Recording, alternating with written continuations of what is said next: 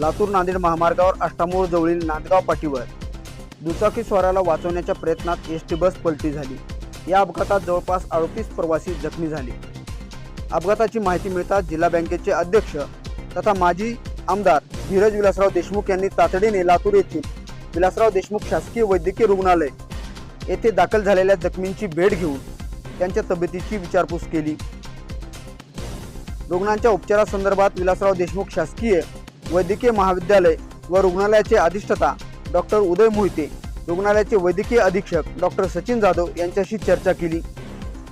या अपघातात जखमी झालेल्या सर्व प्रवाशांना उपचारासाठी शासनाने आर्थिक मदत करावी व संपूर्ण उपचाराचा खर्च शासनाने करावा अशी मागणी त्यांनी यावेळी केली।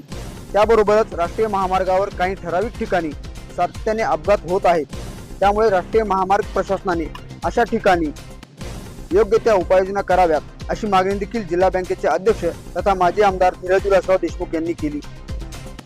सध्या हा जो काही अपघात आता झाला अहमदपूरच्या हायवेवर, सगळे पेशंट इथं सिव्हिलला ॲडमिट झालेले आहेत। प्राथमिक माहितीमध्ये 38 पेशंट इथं ॲडमिट झालेले आहेत आणि त्याच्यापैकी कुणाची जीवितहानी झाली नाही ते सुदैव आहे।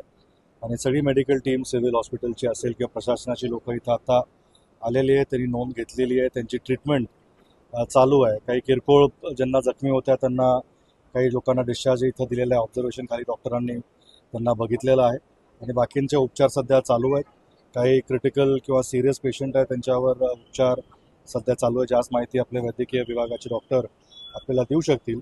आमची शासनाने प्रशासनाकडे हीच विनंती आहे की ह्यांचा सगळ्या उपचाराचा खर्च शासनाने द्यावा आणि येणाऱ्या काळामध्ये यांना जे काही मदत लागेल शासनाने आणि त्यांच्या मेडिकल टीमना, याच्यानंतरही फॉलोअप ट्रीटमेंटचा काही विषय असेल तर सगळ्या त्या रुग्णांना शासनाची मदत वेळोवेळी आपापल्या भागात पोहोचावी अशी आम्ही विनंती प्रशासनालाही केलेली आहे आणि सिव्हिल डॉक्टरांनी या सगळ्या टीमलाही केली। अतिशय तत्परतेनं त्यांनी इथं काम केलं आहे, त्यामुळं कोणाची जीवितहानी झाली नाही।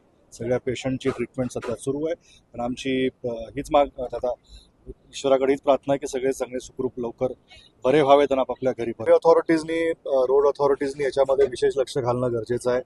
अनेक रोड ॲक्सिडेंट्सचे प्रकरण आपल्यासमोर येत आहेत आणि काही स्पॉट्स आहेत की जिथे रिपीट त्याच पद्धतीचे ॲक्सिडेंट्स होताना आपण पाहतोय। त्यामुळे विशेष बाब म्हणून सेफ्टी मेजर्स अजून कसे अधिक वाढवता येतील आणि त्या गाईडलाईन्स हायवे अथॉरिटीने आपल्या विभागाच्या माध्यमातून लोकांच्या सुरक्षेसाठी जास्त चांगले प्रयत्न करणं अपेक्षित आहे।